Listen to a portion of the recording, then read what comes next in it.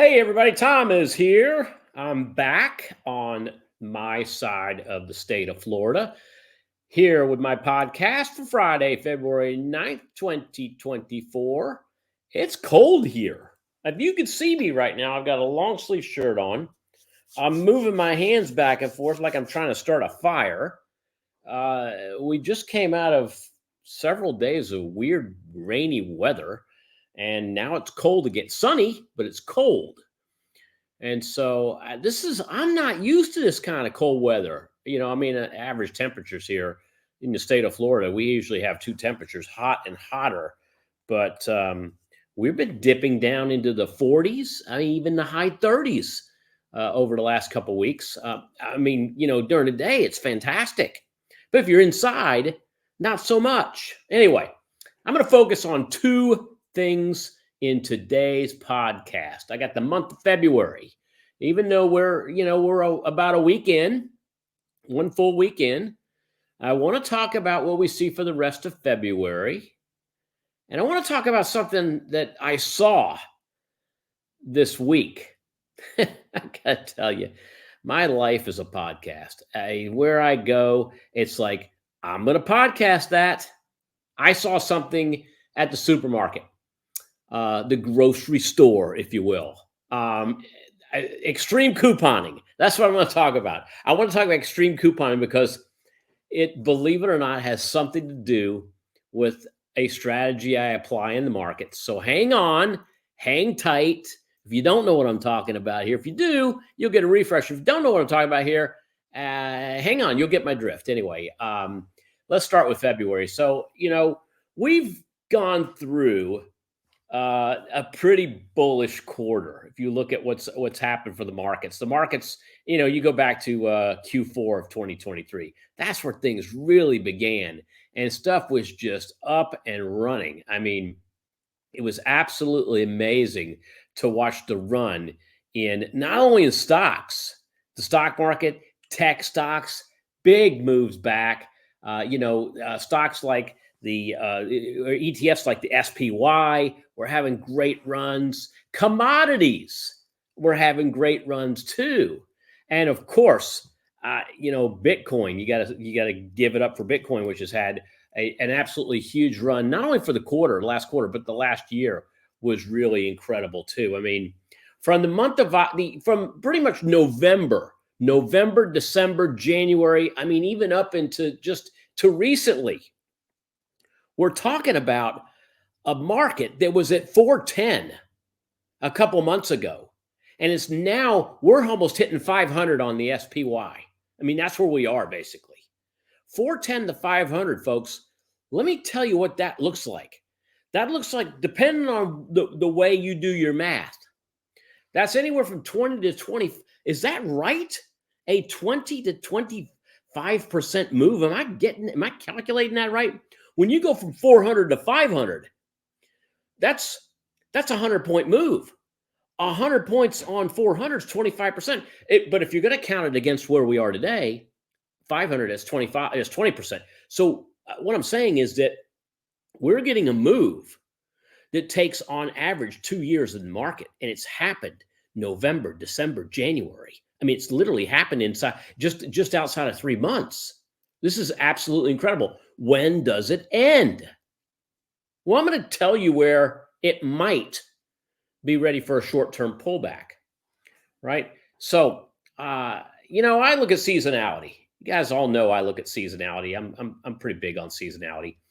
And, when you look at for instance, I know you're not seeing this. If you want to see this, check out my video that I did earlier in the week. In fact, if you look up at the top of this podcast, let's see.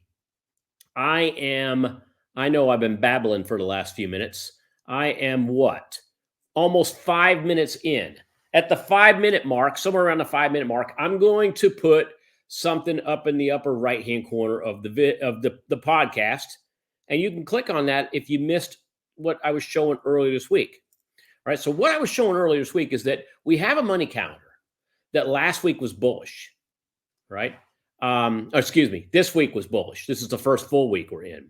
And next week, we get bullish through the 14th. Valentine's Day.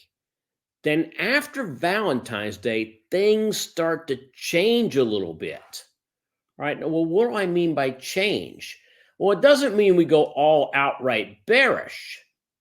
But what I'm seeing is that, of the thousands of stocks out there, let me talk about the 15th for a moment. Okay. I mean, if you look at today, we have 178 signals today. 99% of them are bulls. Now, let's go to next Friday, the 16th. There are only 43 patterns that have the historical success of 90 to 100% in the last 10 years. Only 43 out of thousands of stocks. Guess what? When you look at those 43, 19 are bullish patterns, 24 are bearish patterns. And it gets worse as we get more and more toward the end of the month. So what am I saying?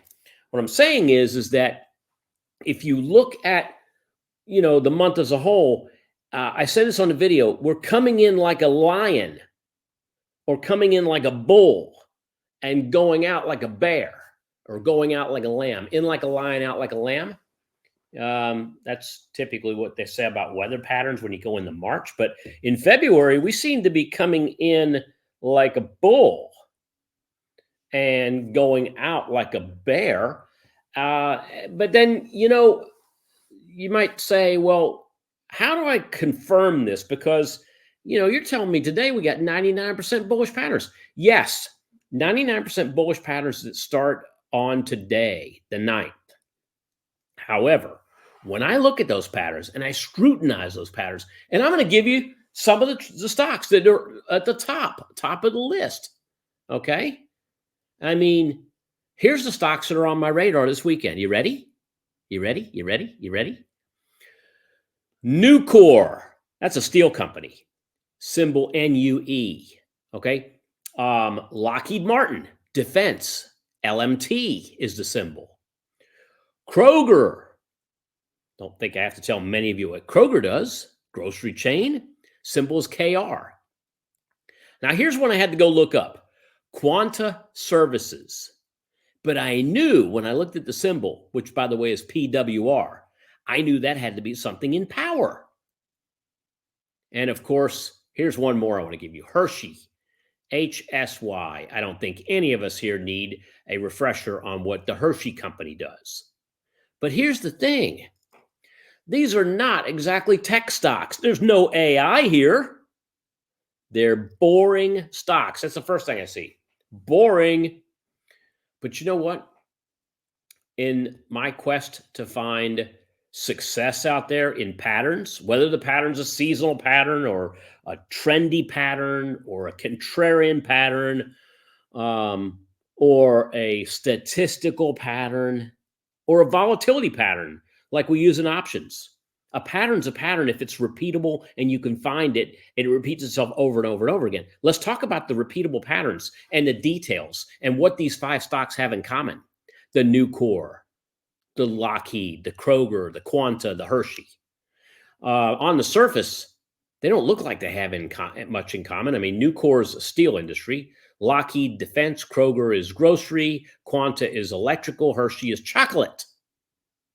But I mean, I could sit here and I could play dumb and I could say, well, you got to go to the store, Kroger store, to get your Hershey's chocolate, and they got to have the power on at Kroger in order for you to find the chocolate, and they have to have the steel to make the structure of Kroger, so you can go there when the power's on to buy the chocolate. I'm not sure how Lockheed fits into all that. That's not the commonality I'm looking for here. The commonality I'm looking for is that these are all boring stocks. But you know what? They also have something else in common. In the last 10 years, with the start date of right now and the ending date on nearly every one of these being March 1st, all right, to the beginning of March, these stocks have moved higher than they are right now during the rest of February in 9 of the last 10 years, starting today, going to the end of the month. Okay, so what about the details? Okay, so let's look at Nucor for a moment. Nucor has made about over a $5 move in 9 of the last 10 years, starting today, going forward to the end of February. Lockheed Martin has made about a $5.60 move on average every year, right? Every year for the last 10 years, in 9 of those last 10 years. How about Kroger? Kroger has made, now remember, Kroger's a grocery store, doesn't trade at the levels that the Nucors and the Lockheeds trade out, but it still made a $2.35 move in 9 of the last 10 years. That includes the loser. The 1 year didn't work. Same with the other 2. Check this out. Quanta Services, the company that I've never traded before, but PWR is that symbol. In 10 of the last 10 years, this thing has averaged nearly $3.50 as far as an average move per year during that time between, where we are right now and the end of February. And Hershey's, well, that chocolate company has moved higher in 9 of the last 10 years by about $2.87 on average. That includes the year it did not work. So all of these have 90% or better historical probability over the last 10 years. You got a company like Nucor that is 10 for 10. Oh, I'm sorry, not Nucor. Quanta is 10 for 10. This is all good, but here's the real common denominator, and I said it at the beginning, and I'm going to say it again. None of these are a Magnificent Seven stock. None of these are tech stocks. None of these are the newest AI stocks. They are boring, and might I say, and here's the big thing, wait for it. These are defensive stocks that do not correlate extremely high with the S&P 500, the QQQ, or any of the stocks in the Mag 7, which means if they're slated to go up, these could be the telltale sign that the market's ready for a little bit of a pullback. All right. Look at implied volatility. All right, let's talk about the VIX for a moment. So the VIX, all right, VXX. I actually like to look at VIX futures, which is the symbol is VXX, not VIX, but VXX is VIX futures. That's not. I don't look at it because it tells me the future of the VIX, but it kind of does. And you know what?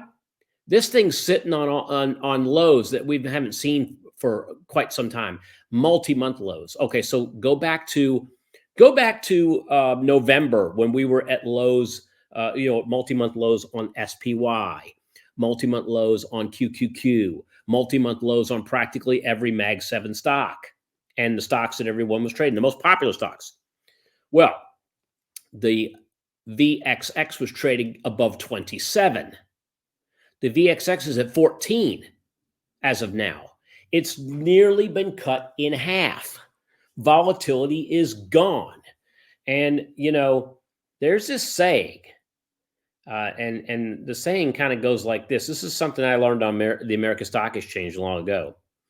All right. And it's not the trend is your friend, except at the end, although that's a pretty good quote too. No, the phrase that I'm about to give you is a floor trader phrase. When the VIX is high, it's time to buy.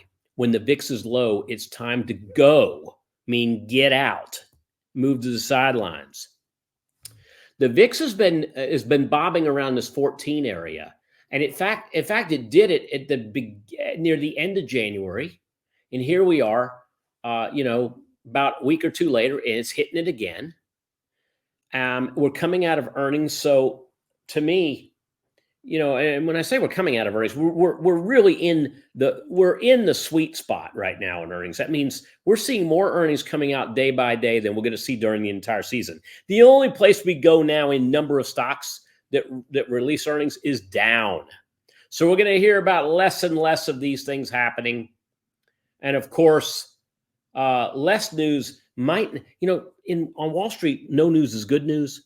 But when you're in an area where everybody's buying, then there's really only one thing left to do, and that's sell. I mean, we were looking at some of these top research firms for institutions. And institutions right now, typically these hedge funds, these really big hedge funds, they're usually in the low double digits in terms of being bullish to bearish. Do you know that the average hedge fund now is above 90% in terms of bullish to bearish?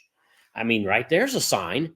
If all you do is buy in your portfolio, whether you're just a small town trader or you're running the biggest hedge fund like Ray Dalio running Bridgewater, then what can you do? You can only do one of two things. A, you buy more. Now you're margining. Now you're margining, you're leveraging your account to buy more. That could happen. I don't think that's going to happen because money's not free right now. Right? Look at Robinhood. Even Robinhood's paying over 5% just to hold cash. So if they're paying 5% to hold cash, what's a margin account costing? Let's say more. Let's say, I don't know, 7.5%. I mean, I'm seeing private equity deals right now that are doing 6-month bonds for 7.5%, which means a 1-year bond is probably closer on. And this is private deals. This is not bank. This is private deals. Maybe 8.5, maybe 9% for a 1 year on private equity. So that tells me that margin accounts got to be somewhere around there.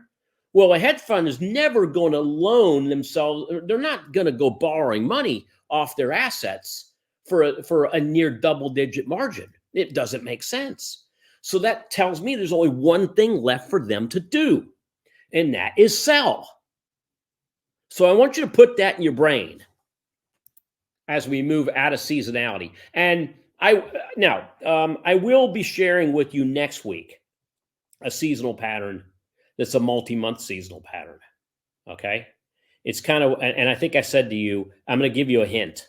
All right? On Valentine's Day, you do one thing. The day after Valentine's Day, you do something else. Okay? So I'm just going to tell you right now, get ready. I'm giving you fair warning. I am your Siri. I am your Alexa. I am the person that's telling you this. Get your spouse something nice for Valentine's Day.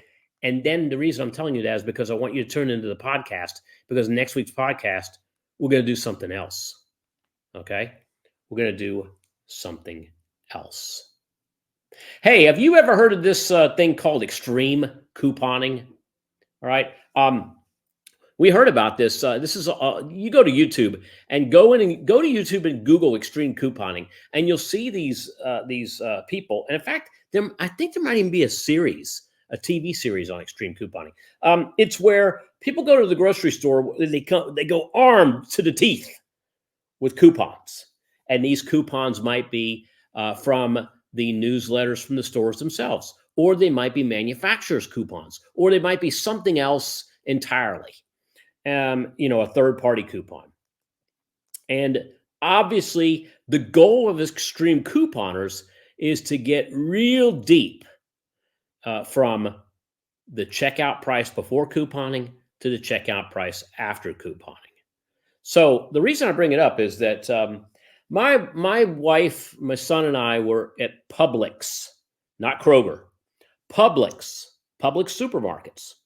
I'm one of those. We're the contrarian supermarket folks. If we're going to go to the grocery store, it's typically not going to be on a Friday, Saturday, or Sunday.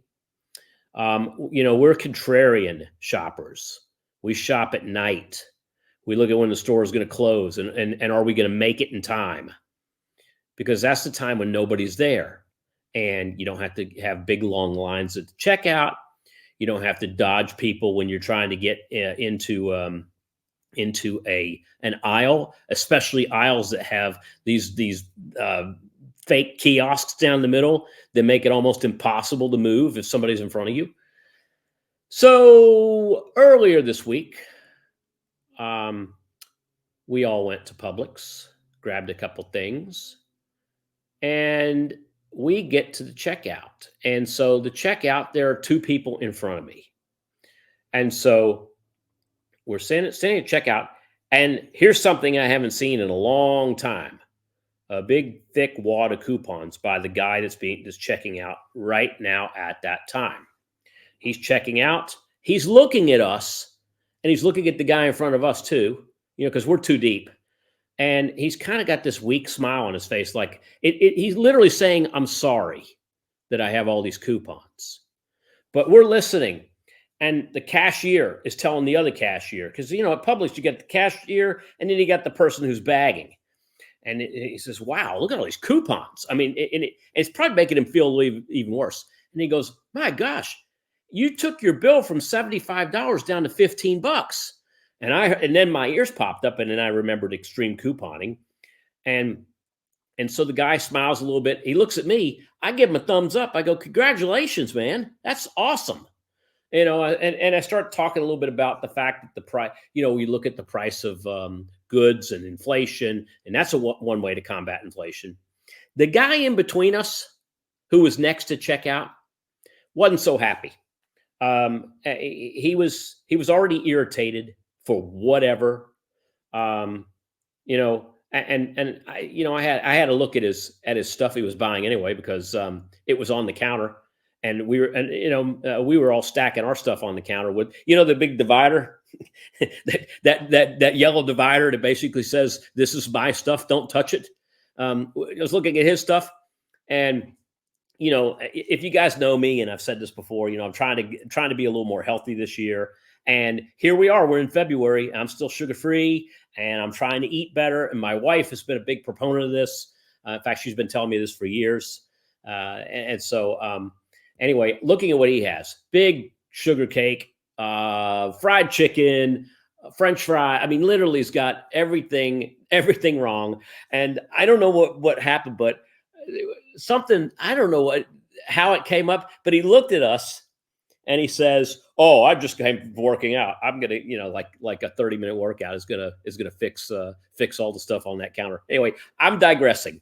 Anyway, he looks at the guy, the guy that was couponing had a bunch of Doritos, a bunch of little mini bags, and he's kind of handing them to us like, "Here, thank you for waiting." And I'm like, no, that's yours. Congratulations, you deserve it. The guy between us grabs a bag, says, "Yeah, I'll take one. It's payment for me having to wait in line." I mean, wait in line for what? There's like one guy in front of you, dude. Anyway, so this idiot takes his bag. I looked at it. Anyway, it got me thinking. Because, like I said, my life is a podcast, folks, and I can take anything and turn it into what I do in the markets, which got me thinking about extreme couponing. Is there a strategy that is as close to extreme couponing as can be? And the answer undoubtedly is yes. And I want to talk about that strategy here for the final few minutes. If you're bullish in the market, there are basically, and I'm talking basic. We could get into dozens of different strategies here. I want to talk about three. The three most basic ways that you can be long the stock market. And number one is long the stock or the ETF. So if you're long a stock or an ETF, whether it's Apple, Amazon, Google, Tesla, Netflix, Microsoft, NVIDIA, or SPY, or any of the other thousands of stocks out there, you buy 100 shares of stock. Your cost is your risk, okay? At that point forward, when you buy, you're at break even. What it does after that will become profitable or will become a loss. You have very large upsides. You have very large downsides with stocks if you pick the wrong one. But you know what you don't have? What you don't have is probability on your side. You don't have probability against you, but you don't have probability on your side. Now, I will tell you how you can get probability on your side with a long stock. You hang on to it. The longer you hang on to it, when you look at market returns over years, especially indexes like the S&P. S&P's returned over 10% a year when you go back to World War II. There's your probability. It's called historical probability. But is there statistical probability in a stock? No, there's not. Another way we can go long is we could simply buy call options. Now, those of you that are option traders, and I know many of you that are listening to the program, if you're watching it, all you're seeing is the podcast screen. But if you're listening, I've talked about long calls. I'm an option trader. Long calls, you're buying a call option. You have limited risk. You have potentially large upside. But you know what comes with limited risk? Negative statistical probability, because you got to jump over the hump. And the hump is time. The hump is time decay. The hump is the time premium. You got to jump that hump before expiration. Now, what is the extreme couponing way of trading? To me, that would be the short put. And a short put allows you to actually sell an option that you don't already own to someone who wants to buy it. Now, if someone's buying a put from you, they're bearish because they think that the underlying is going down. They're going to make money on the underlying. If you sell a put, then you're mildly bullish. So how do you extreme coupon by selling a put option? All right. I'm going to, let me go through and find one that I'm in right now. All right. This is, by the way, this is not a trade. This is not a recommendation. And by the way, you really won't be able to do much with it anyway, because so I sold puts on Alibaba quite a while back. And if I could find the history, here we go.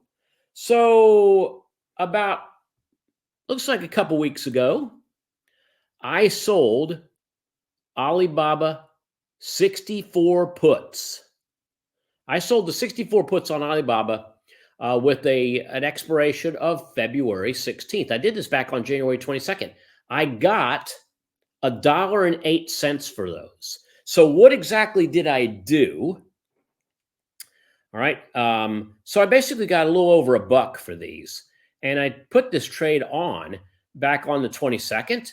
Now, if you go look at a chart of Alibaba back on the 22nd, Alibaba was trading. I'm looking at the put options. Boy, I really sweet spotted that. That doesn't happen all the time, but it's just the first one that I grabbed. But on the 22nd, Alibaba was trading at a price tag of 23, 22. Here we go. Was trading around 68. It was just less than $70. All right. So I bought. So keep that in mind. Less than $70. Where's that today? $73.91. So it's up about $4 or $5 from where the stock's up $4 or $5 from where I put the trade on. But I sold the put options, which, for me, I'm obligated to buy that stock. But at what price? At 64. I got over $1 to do that. So my break even is 63. You guys all understand what I'm talking about here? The stock's more than $10 higher than where I'm obligated to buy it. I'm extreme couponing. The price of the stock's $74 right now. I am obligated to buy it at 64, and I'm getting $1 to do that. So my break even is at 63. So I'm already, looks like 15% off today's price. That's what I call extreme couponing. Okay? What does extreme couponing do? It gives me a high probability of being right, because here we are, this option expires in a week. I mean, is there a chance that Alibaba is going to go down below 64 in the next week? Of course there's a chance. But probability-wise, that chance is very, very slim, because you know how much those options are going for right now? A nickel. All right? Do you know, I mean, I'm looking at this right now, and, I could go out right at this very moment, and I could buy back those options that I sold for $1.06. I could buy those back for a nickel. Okay? And then what happens? I actually pocket that dollar and change. In fact, you know what I'm going to do? I know you can't see it, but shadow me for a moment, because the markets are still open. And so I'm going to pop in here. I'm going to find my Alibaba trade. I found it. I'm going to look at buying these back. And I'll buy them back for a nickel. Can I buy them back for a nickel? Let's look and see. Buy to close. So if you sell something to open, to close the position, I'm going to buy it back. It closes the position out. If I can buy it back for 5 cents, hey, let's try to buy it back for 5 cents. All right, so let's do that. So what I'm going to do is I'm going to look at, let me bring that trade back up because I'm looking for it on my screen here. All right, there it is. If I buy the position back and I'm looking to buy it back for 5 cents, yeah, I'll buy it back for 5 cents. Now, like anything, you're going to review the order. And then when you're happy with the order and the way it looks, you're going to submit it and wait for it. Up, done. Okay, so when I sold that position for $106, all right, and I may have ended up having to pay a couple dollars for commission. But if I sold each contract for $106 and I bought it back, let's see, for 5 cents. So I'm buying it back literally for $5 for the contract that I sold for 106 per contract. That's pretty good. I literally pocketed better than 95% of the possible $1.06 that I could have gotten. That to me, that's extreme couponing right there in a nutshell. So, if I were to summarize extreme couponing, it's a sell to open position. Now, by selling, I'm putting money in my pocket. I'm lowering my cost of buying in. I'm also lowering my break even, which raises my probability of being profitable. I'm obligated to buy the stock if the buyer of those puts exercises the right, but I get paid a premium. And by the way, this is one of the highest probability strategies to create wealth over time. That's my spiel on extreme couponing. And by the way, that also, the next time you're in the financial grocery store, and I'm talking about the stock market, and you're looking to coupon, give this strategy a try. If you want visuals, I got plenty of videos right here. Go do a search on them. You'll be able to find all the videos on how I sell puts, the probability of puts, but I thought I would bring it up because it made sense for something that I experienced this week in the grocery store and something I experience on a regular basis in the stock market. All right. Thank you all very much for hanging out with me. I appreciate it. Leave comments if you want to on the bottom of the page, and I'll see you next week. Bye, everyone.